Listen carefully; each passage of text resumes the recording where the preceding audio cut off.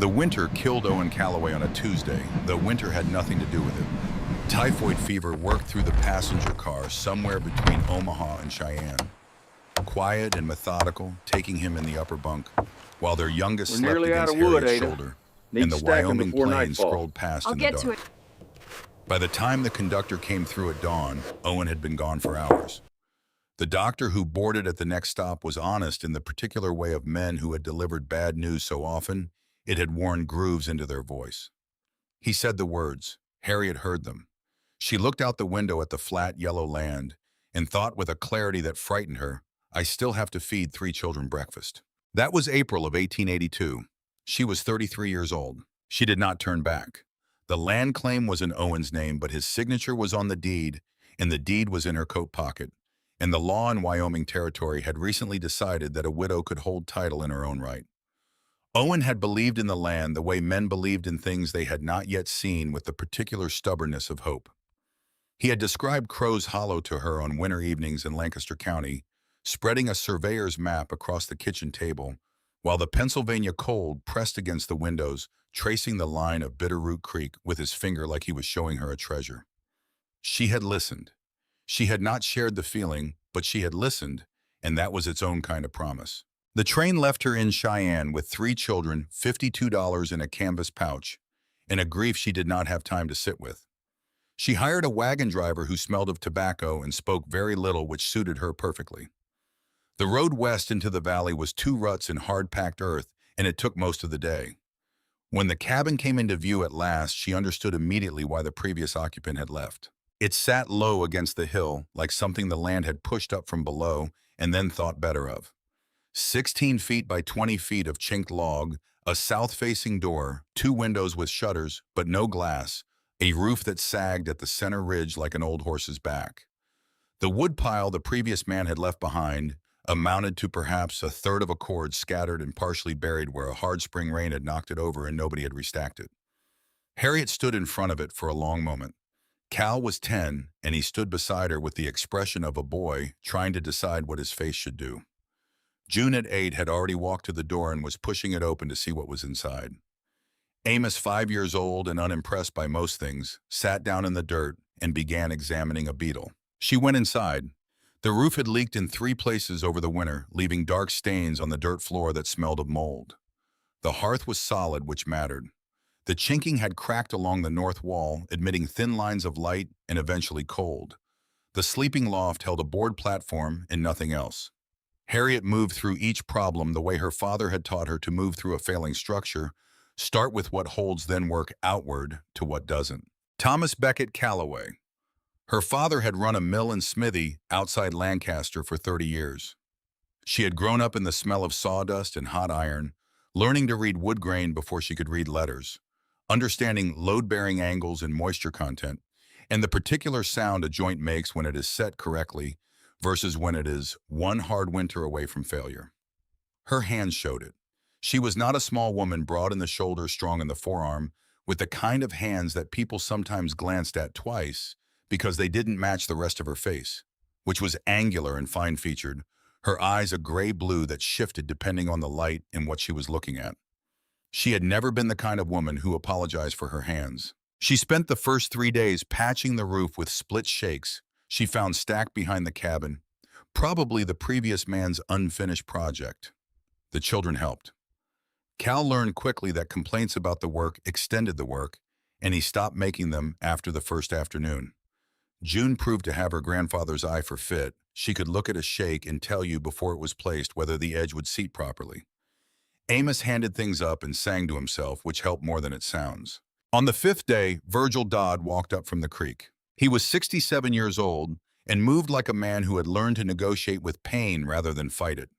His right leg had stopped bending fully at the knee sometime around Gettysburg, and the gait it produced, that particular dragon step, had worn a distinctive track in the soft ground around his property, 3/4 of a mile downstream. He was tall, lean through the shoulders, in the way of men who had been harder before age, took some of the hard away, with a face that the Wyoming sun had worked on for 31 winters. He carried nothing. He did not knock because the door was open and Harriet was standing in the doorway. He looked at the woodpile. He looked at the cabin. He looked at her three children who had gone still in the way. Children go still when an unfamiliar adult appears and they are trying to determine whether to be polite or to disappear. He looked at Harriet. Owen Calloway ever lived through a Wyoming winter? The words came out flat factual with no cruelty in them and no softening either. No, neither have you. He turned his gaze back to the woodpile. 9 cord minimum. That's what this valley takes. I've watched men with 30 years of experience come up short. I watched a man die in his barn 4 winters ago because he went into December with 7 cord and thought that would do it. He looked at her again, the same flat appraisal. 9 cord. I'm not telling you to scare you. I'm telling you because it's true and because you need to know it before you spend the summer doing anything else. He left without asking if she needed anything. He did not offer help, did not suggest she might want to reconsider the whole endeavor, did not do any of the things that men with good intentions usually did to make a woman feel simultaneously assisted and diminished. He gave her the number and walked back down to the creek, his right leg dragging its familiar path. Harriet stood in the doorway for a while after he was gone. 9 cord. She rolled the number through her mind the way you worry a stone with your thumb, trying to feel its weight, its true size. She knew what a cord was, 4 feet by 4 feet by 8 feet of stacked wood, a solid geometric fact. 9 of them was a wall 8 feet high and 36 feet long. It was, she calculated, somewhere close to 900 individual pieces of split firewood, each one representing multiple axe strokes, the positioning of a round on the block, the swing and the follow-through and the restacking.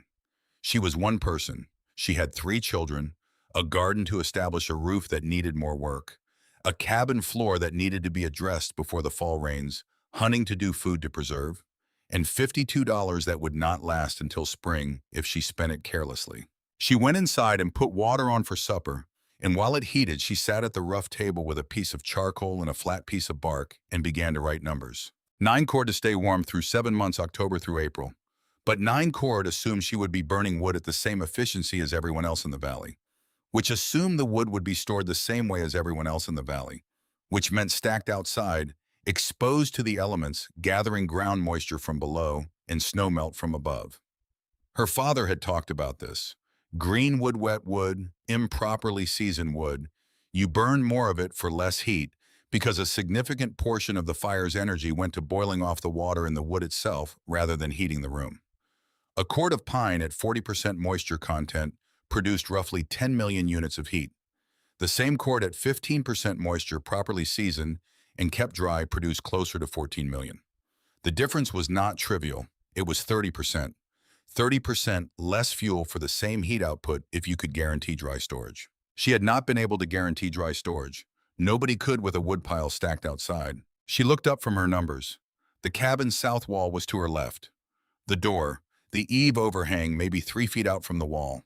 She had already been stacking the small amount of wood she had gathered under that eave because it was the only covered space she had, and she had noticed even in these few days that the pieces there dried faster than anything exposed to open air. Better airflow. No ground contact if you raise them on a small frame. What if the eave were bigger? Not 3 feet, 6 feet. 6 feet on all 4 sides, supported by posts set in the ground, creating a covered corridor all the way around the cabin. The wood stacked in that corridor would stay dry regardless of weather. It would season faster because the airflow would be constant. It would be accessible from the cabin door without stepping into open weather. During a blizzard, the kind Virgil had implied was coming for her one way or another, she could reach her fuel supply in 8 steps without putting on a coat. The math shifted. 9 cord at 70% efficiency equaled what 6.3 cord at full efficiency could do. 6.3 cord, not 9. A very different number for a woman working alone. She sat with the calculation for a long time, checking it from different directions, the way her father had taught her to check a joint, come at it again, come at it from the other side, see if it still holds. It held. The design had a logic that felt right in the way structural things felt right when the weight was actually being carried and not just assumed. The next morning, she walked the perimeter of the cabin with a rope measuring. She counted paces. She sketched on the bark posts at 6-foot intervals around the whole structure, set 3 feet deep, 8 feet tall to match the cabin's wall height. Horizontal beams notched into the post tops. Rafters running from the existing roofline out to the beams sloped to shed snow.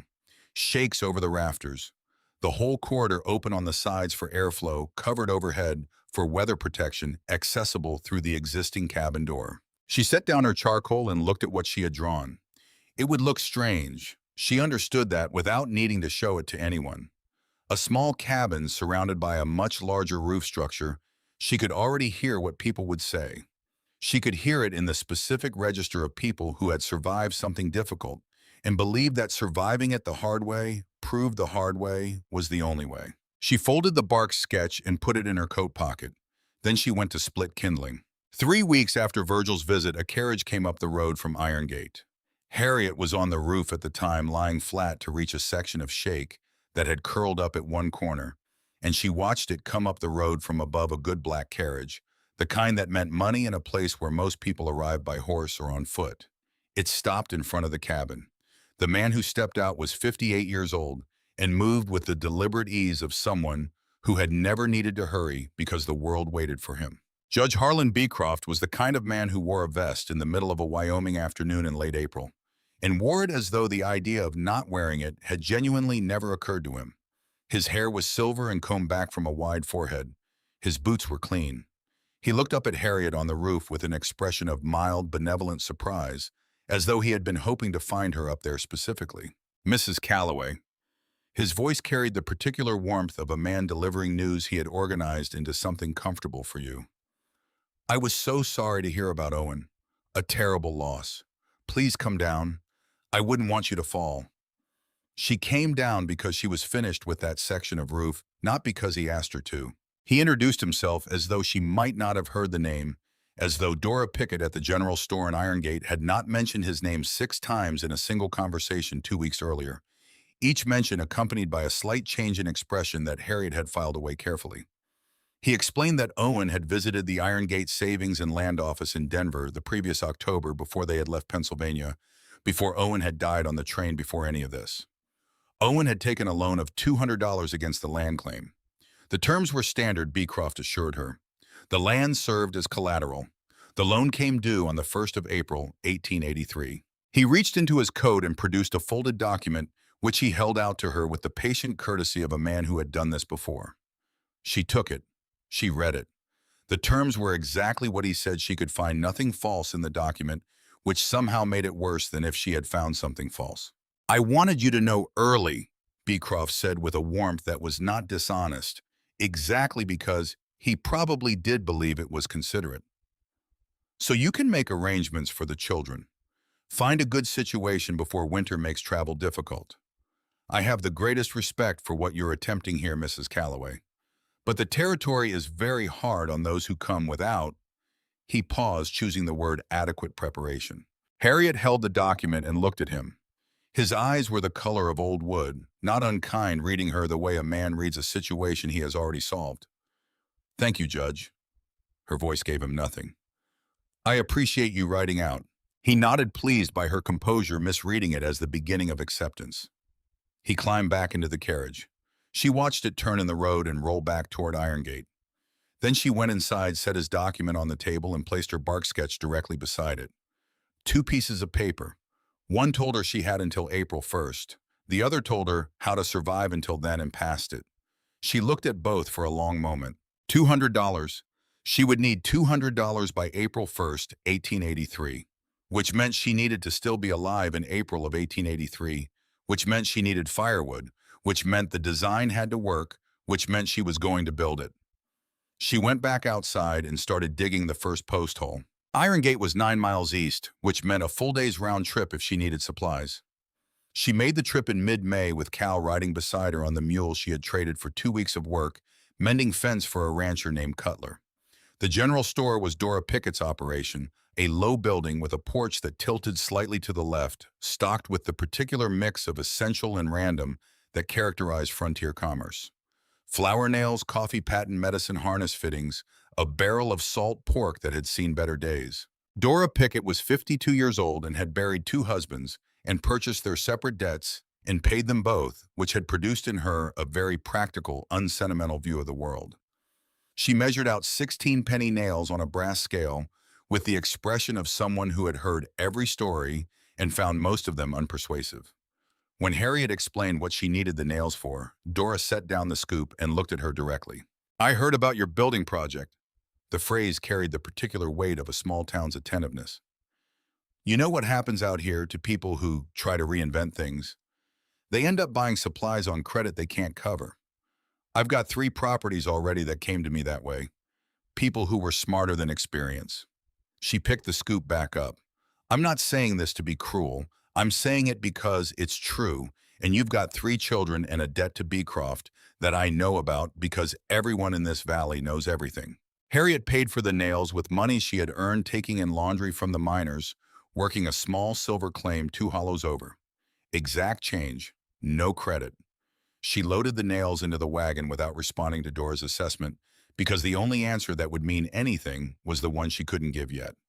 She was still building it.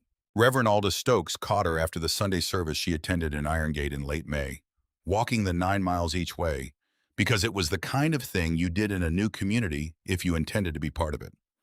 He was 49, had established the church in 1878, and believed in the ordering power of tradition with the conviction of a man who had watched its absence produce suffering. He was not unkind. That was the thing about all 3 of them. Virgil, Dora Stokes, none of them were unkind. They were experienced, and experience had taught them specific things, and specific things can look like the whole truth when you have paid for them in blood. Sister Calloway. He fell into step beside her on the road. I've heard about your plans for the cabin. I want to speak to you as a friend, not as a critic. He spoke carefully with the consideration of a man who knew the difference between the two and tried hard to land on the right side of it. A woodpile adjacent to a dwelling is a fire risk that experienced homesteaders have learned to avoid. If a spark catches, and out here sparks catch, you want your fuel supply 20 feet from your children, not surrounding the walls they sleep inside. He let that sit. Build a proper shed. Separate. Trust that the Lord will give you the strength for the walk in weather. She had already worked through this. A separate shed meant exposure during storms. The territorial newspaper from the previous winter, which she had read twice at Dora's store, had documented 17 deaths in the region from weather-related causes. Most of them people who had died in the space between their cabin and their outbuildings, disoriented in whiteout conditions, frozen in distances that in summer took 30 seconds to cross. A woman had died 9 feet from her own door. The extended corridor she was building was not enclosed. It was open-sided, which meant airflow prevented spark accumulation, which meant the fire risk was substantially lower than a closed woodshed. The corridor held wood under a roof but did not trap heat or embers.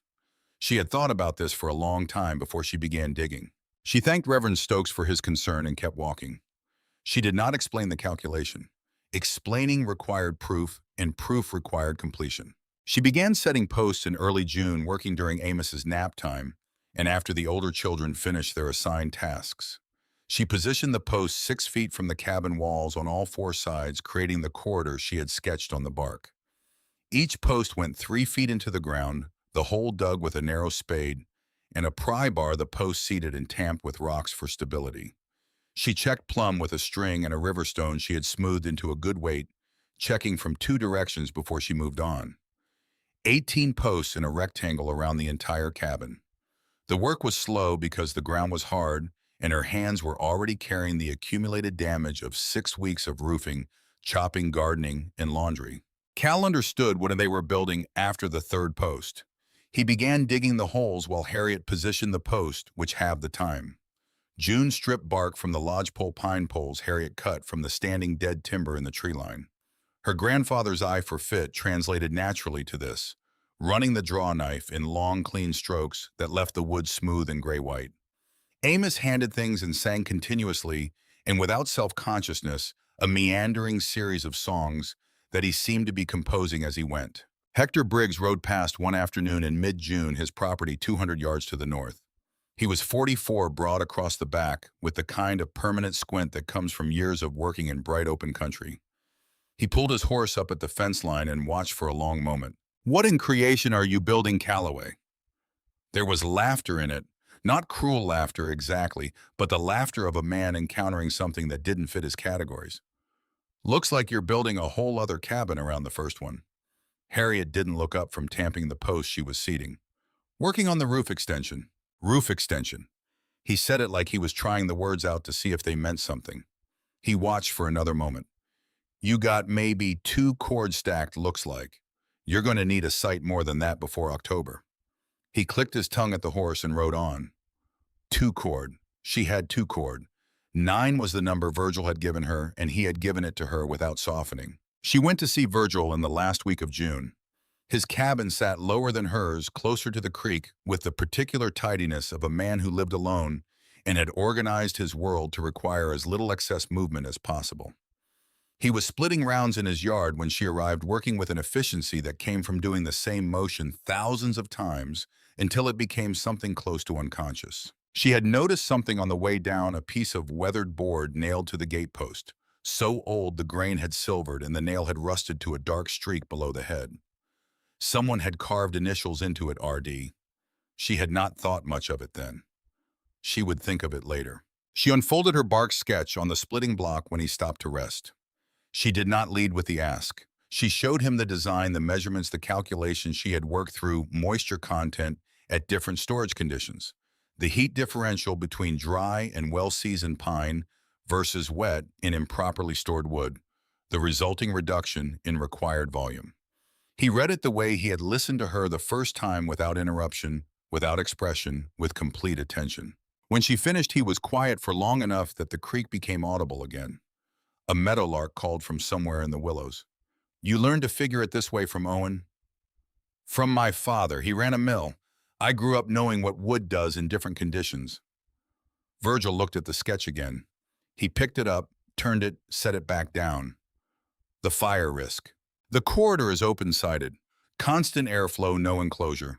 Spark accumulation requires a closed space and a heat source. The roof protects from above, but weather moves through freely from the sides. I've looked at this from every angle I know how to look at it. He was quiet again. Then, what did your father's mill teach you about load bearing? She told him about the specific method her father had used for calculating rafter span, the relationship between timber diameter, span length, and load weight from accumulated snow. She talked about notching technique and why it distributed stress better than surface fastening. She talked for 5 minutes precisely, with the compressed specificity of someone who is not trying to impress, but trying to communicate a real thing accurately. Virgil picked up his maul. He set a round on the block. He split it in one stroke, the two halves falling cleanly to either side. Your father was a good teacher. He picked up another round. That was all. He did not say she was right. He did not say she was wrong. He did not offer to help or discourage her from proceeding. He gave her the assessment that mattered most, that the knowledge was real, and left the rest of it to her. She walked back up the creek in the long summer evening, the bark sketch back in her pocket, understanding that she had just received something that would not be repeated. One quiet acknowledgement from a man who did not give them easily, that the thing she was doing was not foolishness. As she passed the gatepost on the way out, she glanced at those carved initials again. RD. She filed them away without yet knowing why they mattered. The posts were all set by the middle of July. 18 of them standing in their rectangle around the cabin, plumb and solid, their tops waiting for the horizontal beams. Harriet had cut the beams from standing dead lodgepole pine in the timber above the property, working the crosscut saw alone, because the saw required 2 people to work correctly, and she did not have 2 people, which meant she had to manage the binding and the return stroke by improvising a mechanism from rope and a bent sapling that her father would have found either clever or alarming, possibly both. The beams were notched to sit in the post tops, the joint cut with a handsaw and a chisel she had sharpened twice already on the whetstone she had brought from Lancaster. Fitting each one required lifting the beam to height, which was the physical problem she was not sure she could solve. Cal at 10 was strong for his age, but not strong enough. She thought about it for 3 days while working on other things, and the solution came to her at 4 in the morning. The way solutions often came, not dramatically, but as a simple rearrangement of what was already known. A ledger board temporarily nailed to the post at the right height to rest the beam on while she shifted her grip. A pinch bar to make fine adjustments. The laws of leverage, which her father had explained to her when she was 6 using a crowbar and a fence post, and the principle that a long arm multiplied small force into large effect. She got the first beam up alone in an hour. The second took 40 minutes. By the third, she had a system. Virgil appeared one morning in the first week of August before she was out of the cabin. She found 8 lodgepole pine poles laid alongside the work, peeled, trimmed exactly the right diameter for rafters.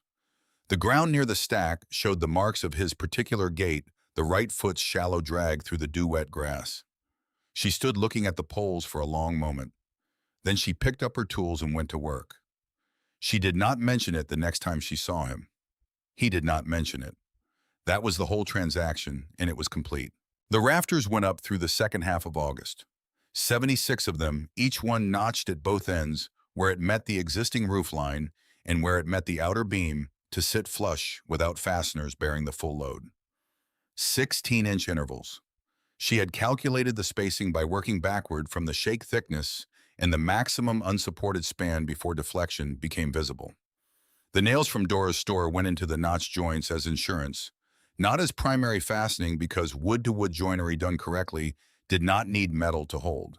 The metal was there for the moment when something unexpected happened, because something unexpected always eventually happened. Cal had learned enough by August to be genuinely useful rather than helpful adjacent. He could read the level, could set a rafter in its notch, and test the seating before Harriet committed to nailing it, could anticipate what she needed next from watching what she was doing. June had become faster with the draw knife. Even Amos had learned the specific quality of attention required to hand up a nail correctly, point down, head up, placed in the palm, rather than dropped, a skill that sounds trivial until you are 12 feet off the ground and need it exactly right. The shakes went on in the last week of August. Harriet split them herself from rounds of straight grain pine, working the froe and mallet until her shoulders burned, and then working past the burning because the timber was free and the shakes were not something she could afford to purchase. She lapped them in the traditional pattern, each course overlapping the one below by half, the whole surface draining reliably downward regardless of wind direction. The corridor was covered. She stood inside it for the first time on the last day of August, standing between the cabin wall and the outer posts, looking up at the roof overhead. The air moved through freely from both open ends, carrying the smell of pine resin and dry grass. She had set a small frame of poles on the ground, raised 4 inches off the dirt, and begun stacking the wood she had managed to cut on top of it. 2.5 cord. The pieces that had been there for 3 weeks were already markedly lighter than pieces she had split that morning, the moisture drawing out faster than anything she had managed in an open-air pile. The efficiency gain was real. She could feel it in the weight of the wood, hear it in the sound when she knocked 2 pieces together, the hollow clack of dry wood rather than the dull thud of wet. She walked back inside the cabin past her children eating supper to the table where Beecroft's document still sat in the same place she had put it. April 1st. She had 2.5 cord approximately at the end of August, with the understanding that she needed 6.3 cord total by October.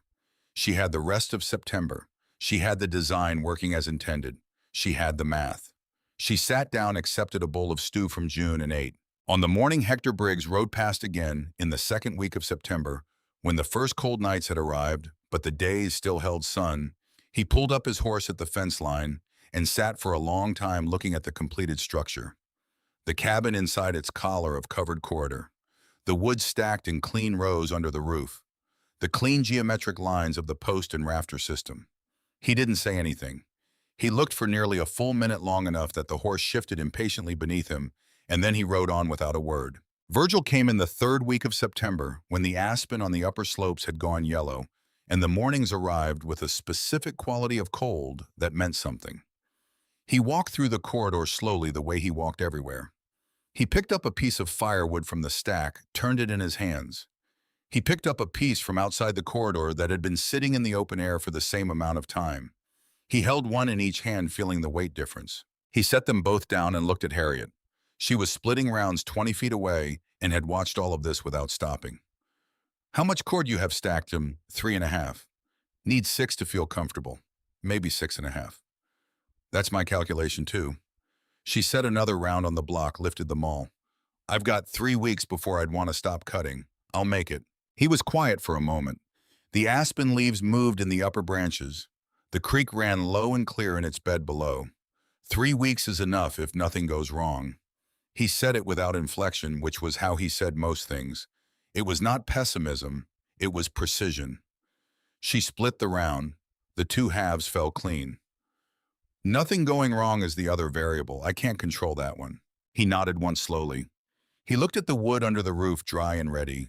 He looked at the cabin inside its extended structure, the design that had drawn Hector Briggs's long silence, that had drawn Reverend Stokes's concern, that had drawn Dora Pickett's careful accounting of the ways innovation failed on the frontier.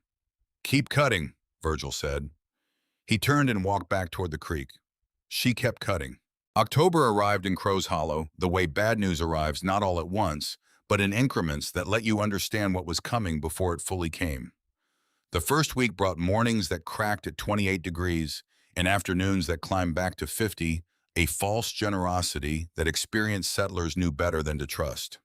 The aspen had gone entirely gold on the upper slopes. The creek ran lower slower as though conserving something. Harriet watched the sky the way her father had taught her to watch a timber joint under load, not for the catastrophic failure which announced itself, but for the small preliminary signs that preceded it. She had 4 cords stacked in the corridor. She needed 6.5. The arithmetic was not complicated. 2.5 cord and however many weeks remained before serious cold made cutting impractical. She rose at 4:15 every morning before the children, before full light, because the first hour of a Wyoming morning in October belonged to whoever was willing to be awake for it.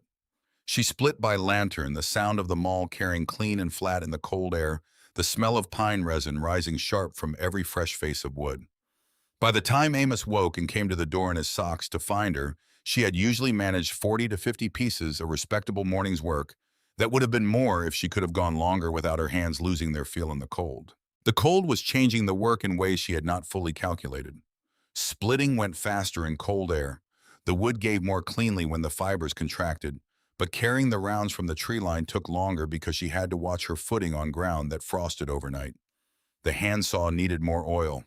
The maul handle had developed a slight wobble at the head that she repaired with a wedge of dry hardwood tapped into the eye, a fix her father would have approved of temporary, in name only if done correctly. Cal had taken on the task of hauling rounds from the felling site to the splitting block without being asked, which freed Harriet to stay at the block continuously rather than walking back every third piece. He had found a method, a rope harness around 2 rounds at a time, dragged rather than carried because dragging preserved his energy for more trips. 10 years old, doing the reasoning of a much older person. She watched him work sometimes from the corner of her eye and felt something that was not quite pride, because pride implied distance, and there was no distance in it. It was more like recognition. She was 3 weeks into October when Dora Pickett's wagon came up the road from Irongate. Harriet heard it before she saw it, the particular complaint of Dora's left rear wheel, which Harriet had noticed on her supply trips, produced a rhythmic squeal that the grease pot didn't fully address. She set down her maul. Dora drove her own wagon, always had driven it since her second husband died, and left her no reason to wait for someone else to take her places. She pulled up in front of the corridor that now surrounded the cabin and sat on the bench for a moment looking at the structure with an expression Harriet couldn't immediately classify. She climbed down with a flour sack in each arm. 80 pounds of flour, which she carried without theatrical difficulty because she was Dora Pickett. She set them inside the corridor door. Harriet had not asked for them, had not arranged any trade for them that she could recall. Dora saw the question on her face. "You took in Henderson's laundry for 3 weeks last month. Henderson asked me to settle up." She looked around the corridor. Her gaze moved methodically the way she moved through inventory. Nothing skipped. Nothing lingered on unnecessarily. She picked up a piece of firewood from the stack, turned it in her hands, set it back. Then she picked up a piece from the small amount of wood Harriet had left, stacked outside the structure, in the first days before the corridor was finished wood, that had been sitting exposed since September. The difference in weight was not subtle. "The Morrison place," Dora said, still looking at the outside piece in her hand. "Bill Morrison lost 2 fingers to frostbite last week." She set the piece down. "He went out to his wood pile during that cold snap on the 14th. Wind came up while he was out there. He got turned around." She paused. The pause had weight in it, the particular weight of a woman who had outlasted 2 husbands on this frontier. 14 degrees. His woodpile is 40 feet from the cabin door. Harriet waited. Dora looked at the corridor, the roof, the posts, the stacked wood that sat 3 feet from the cabin door. Dry, ordered, accessible, regardless of what the weather was doing on the other side of the outer posts. She looked for a long time. Explain this to me. The skepticism that had been present in May when she had weighed out nails and delivered her accounting of innovation's failures was gone. This was the question of a practical woman who had just held two pieces of wood from the same season in her hands and felt the difference. Why it keeps the wood drier than an open pile. Why that matters as much as the quantity. Harriet explained it. Wood stored outside absorbed moisture from the ground below and from rain and snow above. Wood kept elevated off the ground, protected from precipitation by a roof overhead with open sides allowing constant air movement, that wood continued to lose moisture even through the winter months. Drier wood burned more completely, producing more heat per piece, which meant she needed fewer pieces overall to maintain the same cabin temperature. The open sides were not a weakness in the design. They were essential to it. When she finished, Dora was quiet. You need 16 penny nails. I have a surplus from the Hendricks order. He moved on before picking them up. That was how Dora Pickett said she believed you. Not with words that said it, with nails. Dr. Ambrose Clay rode out from Cheyenne in the first week of November, his annual pre-winter circuit through the Valley families before roads became unreliable. He was 57 with a physician's cultivated habit of seeing what was actually in front of him rather than what he expected to see. He examined Amos for a chest complaint that had developed in the cold mornings, pronounced it minor, left a small bottle of something that smelled of eucalyptus. He examined June's hands, which had a raw patch from the draw knife work that Harriet had been watching. He told Cal his height suggested he would be taller than his father, which Cal received with the complicated expression of a boy who had only fragmentary memories of how tall his father had been. Then he walked through the corridor. He moved through it slowly with his careful attention, which meant he noticed the elevation of the stacked wood on its pole frame, noticed the consistent spacing of the rafter gaps that allowed airflow while blocking. Weather noticed the absence of any moisture darkening on the wood nearest the outer posts. He picked up a piece from deep in the stack wood that had been there since late September. He picked up a piece Harriet had split that morning. He held them both, one in each hand, and was quiet for long enough that it became a kind of measurement. He set them down, took out the small notebook he carried everywhere, the one that always had sawdust or road grit in the spine from being consulted in places that were not offices, and wrote something in it. The weight differential is significant. He said it more to the notebook than to Harriet. How long has the earlier piece been in storage? Since the 22nd of September. 6 weeks. He wrote that down too. He looked at the corridor again, at the roof slope, the post spacing. Who designed this? I did. He looked at her then with the direct appraisal that was his professional default. He wrote for a while longer. Then he closed the notebook, returned it to his coat, looked at the structure one final time. I'll be interested in the outcomes by spring. He went to get his horse. Harriet understood what that meant.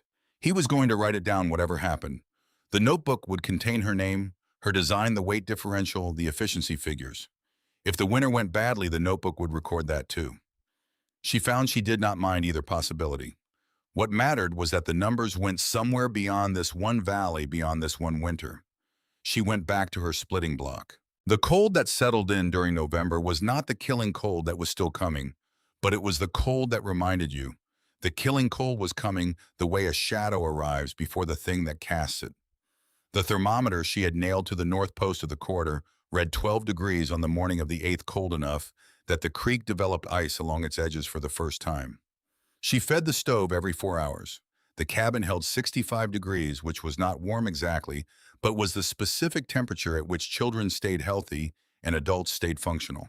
The stove was a good one, a Pennsylvania-built box stove she had refused to leave behind. The one item Owen had argued was not worth the freight cost. Cast iron tight-fitting doors, a firebox that could take a 16-inch piece and produce heat for 3 hours if the wood was dry. With the corridor's wood, it was always dry. She began to understand the secondary advantages only now that she was living inside them. She had calculated the efficiency gain, the accessibility during storms, the moisture protection. What she had not fully calculated was the consistency. A stove fed on schedule with dry wood that burned predictably maintained an even temperature. The even temperature meant Amos's chest stayed clear. June slept through the night. Cal, who had been waking at 3 in the morning with the cold the previous fall in Pennsylvania, slept until 5.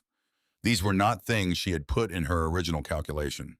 They accrued quietly, the interest paid by a system that worked correctly. Virgil came in the third week of November, moving slower than he had in September. His right leg more pronounced in the cold, the way old injuries announce seasonal change with their own authority. He brought half a haunch of venison wrapped in burlap, set it inside the corridor door without ceremony. She started to speak about repayment. He cut it off before she could get there. Cal's been helping my boy read his letters. June, too. He looked at the wood stacked in the corridor. We'll call it covered. She did not press it. She knew that the mathematics of frontier exchange had their own logic, and that insisting on a precise accounting sometimes broke the thing that made the exchange possible. She accepted the venison the way it was offered as one neighbor to another, the debt running in both directions simultaneously, which was the only way it could run out here without collapsing under its own weight. He stood in the corridor for a while. She could see him doing what she had watched him do in September, the quiet, methodical assessment of a man who had been wrong about something once and was now taking the measure of how wrong. How much do you have stacked? 5.8 cord. He was quiet for a moment. You figured 6.5 as your target. Yes. You're cutting the margin fine. I know the margin. I built the margin into the calculation when I designed this. She was stacking the new pieces Cal had hauled up from the splitting block, fitting them into the existing rows, with the attention that good stacking required not just piling, but interlocking, creating a structure that air could move through, but that would not shift under its own weight. If the efficiency holds at 30% over standard, which it has for 6 weeks now, consistently, I have the heat equivalent of 7.5 cord. The margin is there. It's just not visible if you're counting pieces. Virgil absorbed this. The creek made its muted winter sound below. Something moved in the timber on the upper slope, a deer or an elk working through the trees before the snow came. Beecroft's been asking around town. He said it without particular emphasis, the way he delivered most things. Asking about the state of your operation, how much wood you have, whether you're managing. She set a piece of wood into the stack, set another. When? 2 weeks ago, then again last week. A pause. He talked to Henderson. Henderson told him about the laundry arrangement. Beecroft seemed interested in the fact that you were taking work from minors. She understood what this meant. Beecroft was not checking on her welfare. He was checking on her solvency, calculating the probability that she would fail to produce $200 by April 1st. He was doing what any competent creditor did, monitoring the asset against which the loan was secured, staying current on its likely return to him. He's patient, she said. Men with money usually are. They can afford to be. Virgil shifted his weight. You need the 200 by April. You have how much, Worm? $31. He said nothing. The number hung in the cold air between them. $169 in roughly 4 months through winter from a woman with 3 children and no income source beyond physical labor in whatever the land produced. Dora told me 4 families in the valley have asked about the design, Harriet said. Not just Dora, she heard it from the families themselves. The Hendricks placed the 2 homesteads up on the bench above the creek, the Carruthers family south of Irongate. She fit another piece of wood into the stack. I've been thinking about that. Virgil waited. If they want to build this system before next winter, they'll need help. Someone who understands the engineering.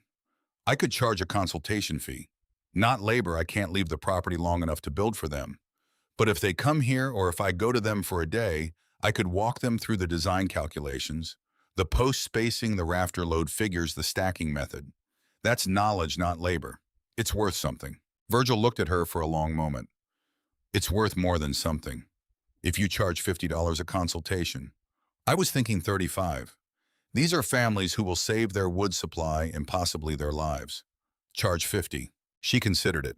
$50 times 4 families was $200. Exactly the number Beecroft's document required. She understood that Virgil had done that arithmetic before he suggested the figure, that the number was not accidental, that this was him being precise, in the same way he had been precise about 9 cord, being the minimum, not generous, not hopeful, just accurate.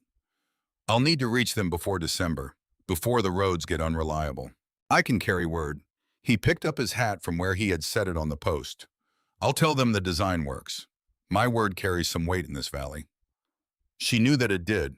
31 winters earned a particular kind of currency that no amount of money could replicate, and Virgil spent his carefully. He left. She stacked wood until the light failed. The families came in sequence during the last 2 weeks of November. Harriet walked each of them through the design with the same compressed precision she used for everything. She had made a proper drawing by then, not on bark, but on paper she had purchased in Irongate, with the measurements written clearly and the load calculations noted in the margins. The drawing was hers. The knowledge in it was hers. She charged what Virgil had told her to charge, and she did not apologize for it. The Hendricks family, husband, wife, teenage son, came first. They were from Ohio, which meant they understood winter without understanding Wyoming winter. She walked them through the post, spacing the rafter calculation, the critical importance of keeping the corridor sides open for airflow, the reason elevation off the ground mattered as much as the roof above. The husband had engineering questions, and she answered them all. The wife had questions about fire risk, which Harriet addressed the same way she had addressed them with Reverend Stokes, with the physics of open-sided structures and the documented mortality of exposure during storm season trips to outbuildings. They paid $50 before they left. She put the money in the canvas pouch with Owen's name written on it in his handwriting, which she had not been able to make herself remove. The Carruthers family came 2 days later. Single father, 4 children. The weathered look of a man in his third Wyoming winter who had survived by being careful. He walked through the corridor 3 times, checking the joints with his fingers, looking at the rafter seats, picking up wood from different positions in the stack to feel the moisture differential. He asked no questions about the design theory. He asked only one question. Why didn't anyone think of this before? Harriet considered the question honestly. They probably did. The idea isn't complicated. The reason it didn't spread is that it looks strange, and things that look strange die before they prove themselves. She looked at the corridor surrounding her cabin, the structure that Hector Briggs had laughed at from his fence line in June. It needed one winter to prove it. The Carruthers man nodded slowly. He paid his $50. He shook her hand, a firm, brief handshake, the kind that meant something because it was not offered casually. She accepted it without ceremony. By the end of November, she had received $185 in consultation fees, with a commitment from the fourth family, the Aldersons on the upper bench, to pay the remaining amount when she came out in early December to review their building site. The math she had done in her head while Virgil was still standing in the corridor now lived in the real world, three-dimensional, counted out in bills and coins in a canvas pouch that grew heavy enough to make a sound when she set it on the table. December came in cold and clear, the sky a hard blue that promised nothing. She made her trip to the Aldersons on the 3rd, the road still manageable, the air sharp enough to turn breath to vapor. The Alderson property sat higher than hers, more exposed to the north wind, which meant their need was arguably greater. She spent 4 hours with them, walking the property, recalculating the post positions for their cabin's orientation, adjusting the rafter angles to account for the greater snow load at altitude. She left them with a site-specific drawing. They paid her the remaining $15. She had $200. She did not ride to Irongate immediately. April 1st was the deadline, and Beecroft's money sat more powerfully in her possession while she still held it. She understood this without being able to fully articulate it. The money represented not just debt repayment, but options, and options were worth preserving as long as she could. She had 5.8 cords stacked in the corridor, dry and dense. The pieces from late September already had a moisture content she could verify by weight and by the sound they made when knocked together. The design had held up through 6 weeks of genuine cold. What it had not yet been tested against was the serious weather, the kind Virgil had been warning her about since April, indirectly, in the specific way he warned about things, which was by stating facts without decoration and letting you do the mathematics yourself. Virgil came on the 20th of December. He sat at her table and accepted coffee. He looked at the corridor through the open cabin door, at the wood stacked in its orderly rows under the covered roof. "Ransom," he said finally. The word came out of a silence that had been building for a while. She waited.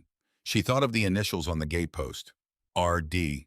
The man who had this claim before you. My brother. He turned his cup in his hands. He had ideas about the winter too. Different ideas, but the same understanding that the usual way of doing things wasn't the only way. He paused.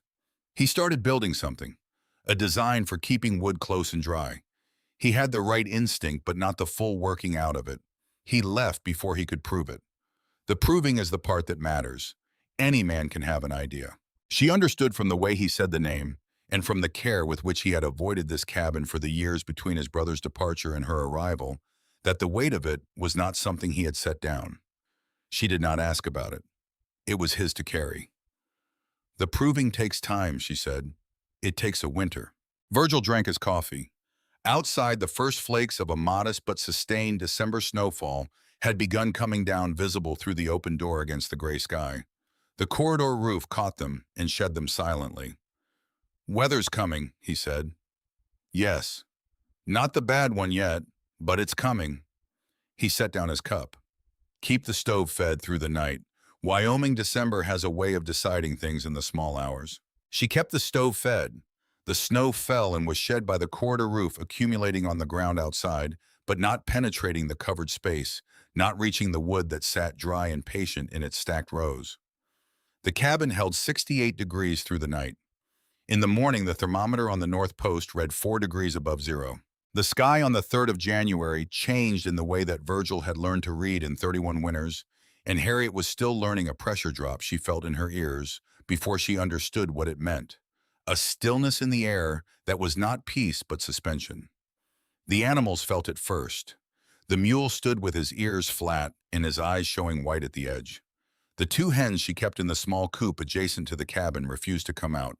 She brought in 4 extra armloads of wood from the corridor, stacking them inside against the south wall. Not because she expected to need them there, the corridor was built for exactly this, but because something in her, some inherited instinct from her father's stories of bad Pennsylvania winters, wanted the fuel inside close immediate. She fed the stove. She checked the chinking on the north wall. She brought the children in from their afternoon tasks an hour early. Amos had been coughing for 2 days. A dry cough, not the wet rattle that indicated something serious, but a cough that worsened in cold air, and that she was watching with the attention she gave to all things that could become other things if left unattended. She made him a steaming bowl with the eucalyptus oil Dr. Clay had left, held it under his face with a cloth over his head. He sat with his nose in the steam and complained that it smelled bad. The complaining was reassuring. Children who felt genuinely ill did not complain about the smell of medicine. She went to sleep on the 3rd with 6 cord in the corridor, $200 behind the hearthstone, 3 children in the loft, a stove that would need feeding at midnight. The wind woke her at 10 in the evening. Not a gradual building, but an immediate full-presence gale that hit the cabin walls with a force she felt in the floor before she was fully awake. She was at the stove in 4 steps, adding wood, checking the damper. The thermometer was not visible from inside, but she did not need it. The cold coming through the north wall's chinking gaps said everything she needed to know. She was not afraid. Fear was for situations where you did not know what to do. She knew exactly what to do. She opened the corridor door, took 3 pieces of wood from the stack that was 3 feet from the door, closed the corridor door. She added the wood to the stove. She set the kettle on for something hot. She sat down in the chair closest to the stove and listened to the wind work against every surface of the cabin, probing, testing, finding what she had sealed and what she hadn't. The design held the wood dry. The stove held the heat steady. The children slept. The wind did not stop on the 4th. It did not stop on the 5th. By the morning of the 6th of January, Harriet had stopped checking the thermometer on the north post because the number it showed had passed beyond the range where knowing the precise figure changed anything she was doing. What she knew was this: the stove required feeding every 50 minutes instead of every 4 hours, which told her the temperature outside had dropped past the point where her calculations had been tested. She had built her efficiency figures around normal Wyoming cold. This was something else. Amos's cough had moved deeper in his chest on the 2nd night. Not the wet rattle she feared most, but a sound with more body to it than the surface cough of the previous days.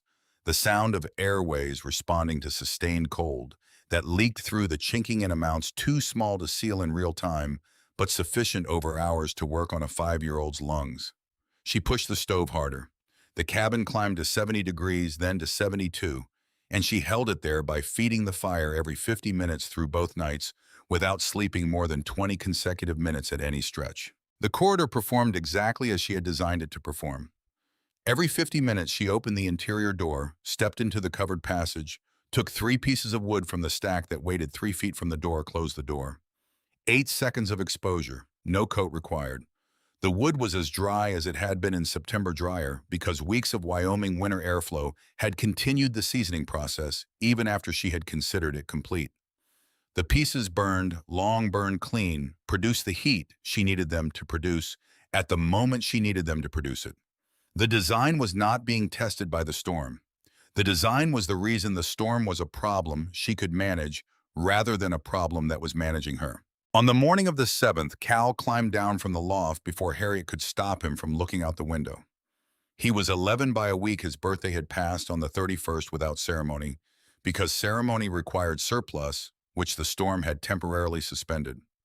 He stood at the south window for a long moment, looking out at a world that had been remade overnight into something flat white, featureless, the fence line visible only as a slight variation in the surface of the drifted snow. The Dodd place. His voice was careful the way children's voices go careful when they are reporting something they know might alarm an adult.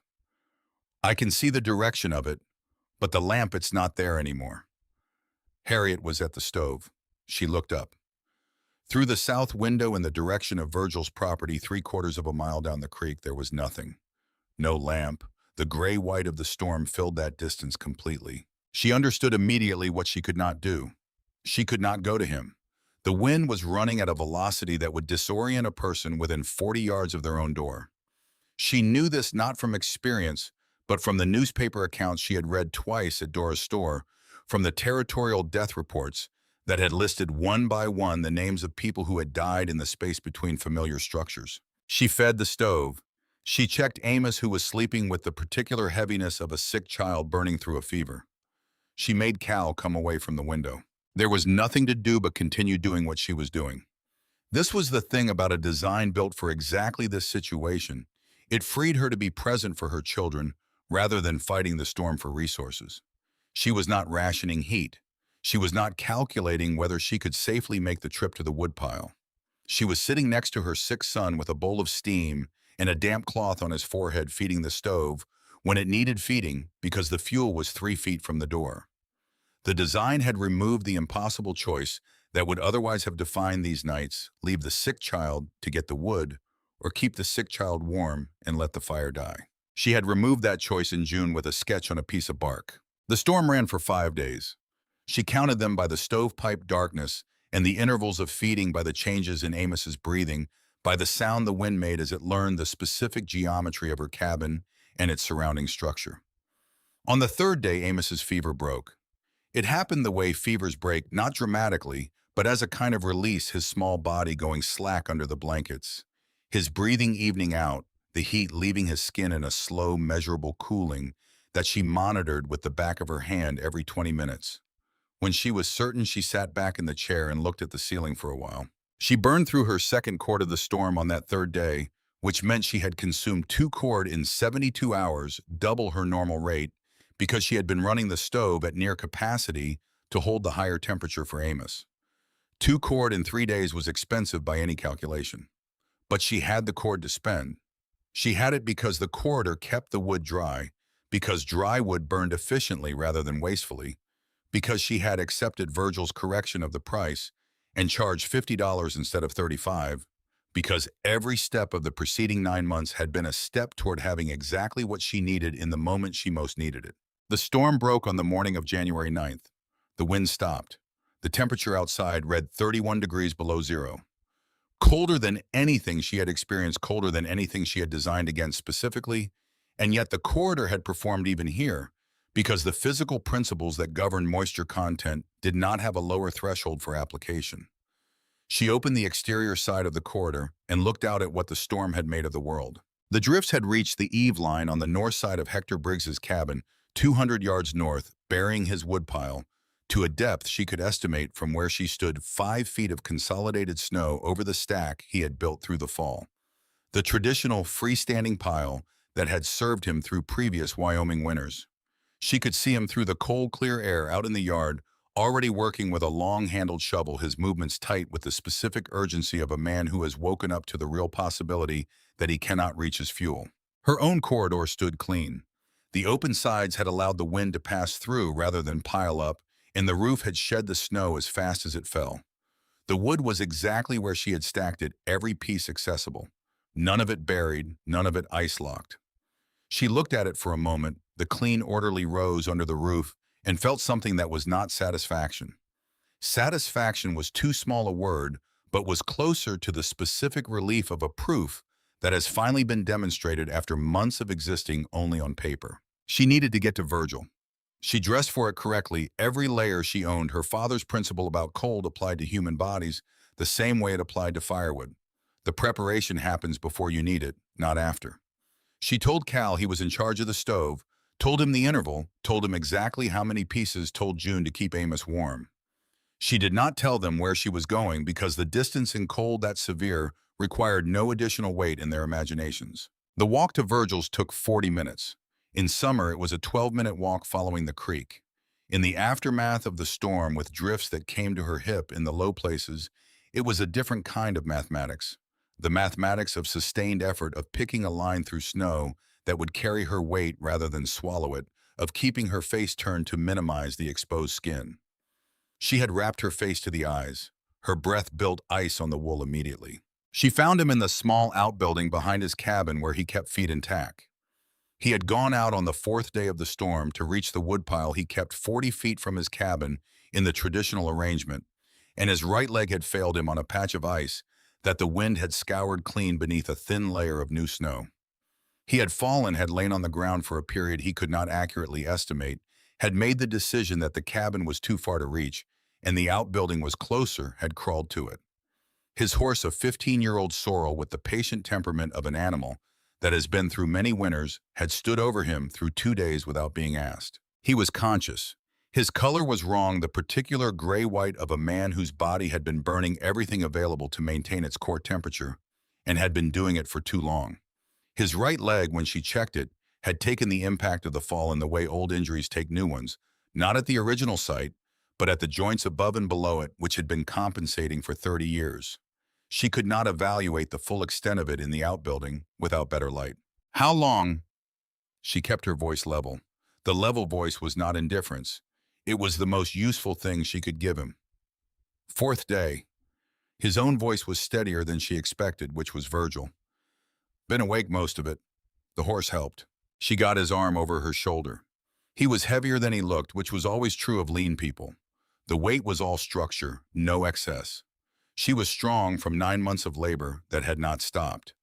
They moved toward the cabin in a way that could charitably be called walking. His bad leg dragging her legs, doing the work of two. It took them 20 minutes to cover 40 feet. She got the cabin stove going, got him near it, got his boots off, and examined his foot, which had some frostbite to the small toe and the one adjacent. Not the kind that takes parts, the kind that hurts badly and heals slowly and reminds you of itself every winter thereafter. She knew the difference because her father had explained it once with the specific detail that people who live near cold explain things that can kill you. She stayed 2 hours until Virgil's color had returned to something closer to normal, and the cabin held a temperature she considered survivable. She made him eat something. She told him she would send Cal down in the afternoon.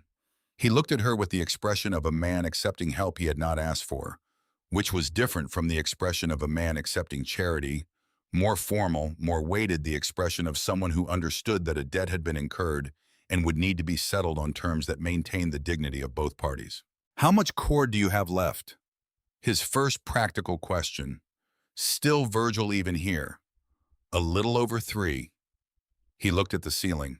Outside, the cold held its extraordinary stillness, the specific quiet of the world after a storm of that magnitude, a silence with mass to it.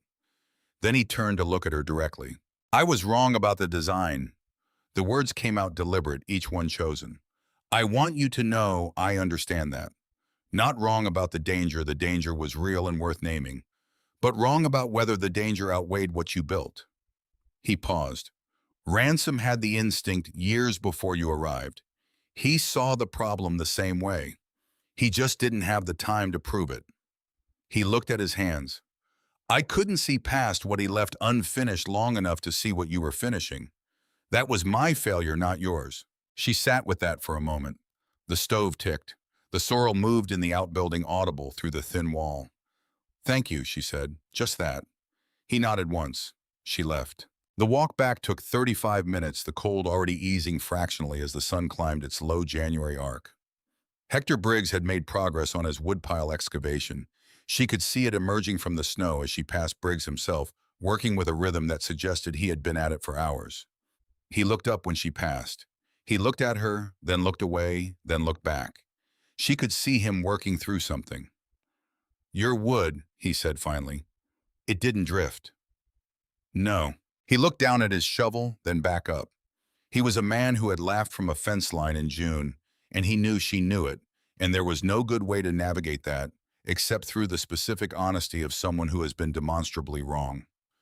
"How much does it cost to build that system?" She told him the material cost, what it actually required to do the construction. She gave him the real number without rounding, because Hector Briggs had 3 children of his own somewhere inside that cabin, and real numbers were what mattered. He listened. He nodded. He went back to digging. Reverend Stokes came out from Iron Gate 4 days after the storm, riding a horse that had experienced enough Wyoming weather to be philosophically resigned about it. He stood in the corridor for a long time before he came inside. He picked up a piece of firewood. He looked at the roof. He looked at the cabin door 3 feet from the nearest stack. "I owe you an honest accounting," he said when she gave him coffee. "I told you the fire risk was the primary concern. I held to traditional wisdom without fully considering that traditional wisdom has a death rate too." He was quiet for a moment. 3 families in the valley were critically low on fuel by the 4th day. The Briggs household was at 50 degrees when the storm broke. If it had run a week instead of 5 days. He stopped. "I think I said last summer that the Lord may inspire wisdom in unexpected forms. I believe I said it more graciously than I believed it at the time. I believe it now." She accepted this without the satisfaction she might have expected to feel. There was no satisfaction in being right when the cost of other people being wrong had been measured in frostbitten fingers, and a man spending 2 days on the floor of an outbuilding kept alive by the warmth of a horse. The reckoning with Beecroft came in early March when she rode to Iron Gate with Cal beside her on the mule. The canvas pouch held $215, the $200 from consultations, the excess from a second round of letters, and 2 day trips in February to families who had sent word through Dora requesting guidance for the following spring. Beecroft's office was on the main street of Iron Gate Solid, one of the few buildings in town with glass in every window. She went in at 10 in the morning. He was behind his desk in his vest, looking exactly as he had looked in April on the road in front of her cabin. Dora Pickett was there, sitting in the chair against the wall, not by accident. Virgil Dodd was there, moving with the deliberateness that his healing ribs required.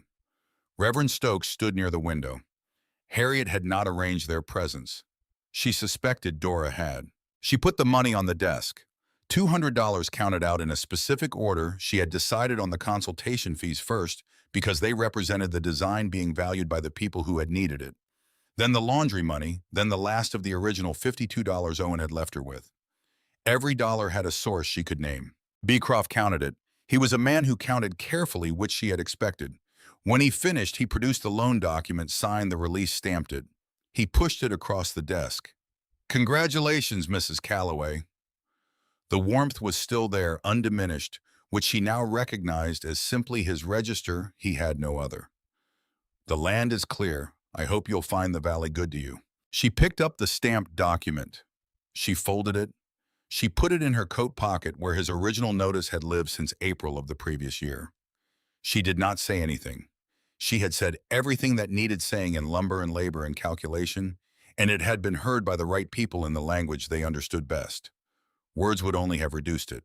Outside on the tilted porch of Dora's store, Virgil was waiting with the horses. He handed her the mule's reins. He looked at her coat pocket where the document now lived. "Clear," he said, "clear." He nodded. He mounted his horse with the careful economy of a man managing a healing injury, and they rode out of Iron Gate toward Crow's Hollow with the March sun at a low angle that turned the snow on the upper slopes to something that looked briefly deceptively like gold. The spring that followed was the most specific kind of busy, not the desperate busy of the previous summer, when every hour spent building was an hour not spent cutting firewood. This was a different quality of work. The land needed planting. The cabin needed 2 repairs the winter had revealed. Cal was ready to begin felling his own timber, supervised but genuinely capable, which changed the labor mathematics in ways she had been working towards since June. Virgil's ribs healed slowly but healed. By April, he was working at partial capacity, which for Virgil meant he was working harder than most men at full capacity. He built his own version of the corridor system in May, measuring her post spacing himself on a morning when she was in the tree line and could not see him do it. She found the measurements scratched into the dirt when she returned and understood he had been there. She did not mention it. He did not explain it. The knowledge passed between them the way all the real knowledge in that valley passed through action, not declaration. By the summer of 1883, 7 properties in the Crows Hollow district had built some version of the system. Some extended the roof on 2 sides only where materials were limited. The Carruthers man built his freestanding, addressing the fire risk concern that Reverend Stokes had raised in a way that preserved the core principles: elevation, cover, proximity without the structural attachment to the dwelling. Each adaptation proved the same underlying logic: wood kept dry, burned better, wood within reach, stayed accessible when weather made the alternative impossible. Dr. Clay documented the results from the winter of 1883 to 1884 in a piece that appeared in the Territorial Agricultural Journal, the kind of publication that moves slowly through ranch houses and general stores, accumulating readers over months rather than days. He noted a measurable reduction in cold-related illness among families using covered storage systems attributed to more consistent cabin temperatures sustained through storms. He named Harriet Callaway as the originator. He gave the design specifications in enough detail that a capable person could build from the description without additional consultation. She did not see the piece until the following spring. Dora had kept a copy. Hector Briggs finished his version in August of 1883, working with his teenage son through the hottest part of the summer, which Harriet thought was probably intentional, doing the hardest work in the most unpleasant conditions as a private penance for something he had never acknowledged aloud. When he rode past her property in September with a load of firewood stacked on his wagon, he raised one hand from the reins as he passed. She raised one hand back. That was the full extent of it, which was exactly the right extent. The name Harriet Callaway was known in the Crows Hollow district and in portions of the broader Cheyenne region for perhaps 3 winters after Dr. Clay's article appeared. Then the design became simply what people did, the way techniques become invisible when they become standard, absorbed into the daily practice of survival, until the origin point is no longer distinguishable from the tradition itself. By 1887, newcomers to the valley were advised to build a covered corridor around their cabin before their first winter without necessarily knowing why or who had first understood why it worked. She did not seek to preserve the attribution. The idea had not come from a desire for recognition. It had come from a cough in the night, from a rain that soaked a woodpile, from the specific desperation of a woman who needed a solution that one person could build alone. Recognition was pleasant. Being warm through January was necessary. She understood the difference in a way that only certain kinds of experience can teach. Owen's pouch, the canvas one, with his name in his handwriting, she emptied in the spring of 1883 after Beecroft's document had been stamped and filed. She did not throw the pouch away. She put it in the cedar chest with his letters, with the surveyor's map he had spread on the kitchen table in Lancaster, while she listened and tried to share the feeling he carried for that distant land.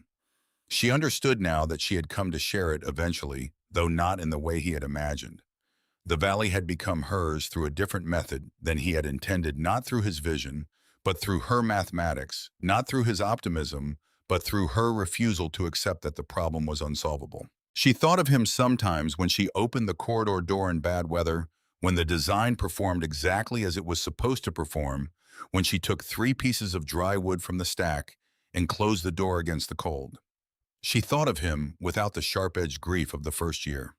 What replaced it was something more like acknowledgement, the understanding that he had brought her here, that here had required her to become something, that what she had become was not what either of them had imagined in Lancaster, but was by any honest measure more than sufficient. Cal grew into a man who could read timber with his eyes and know before the saw bit whether the grain would cooperate. June grew into a woman who could hold measurements in her head without writing them down.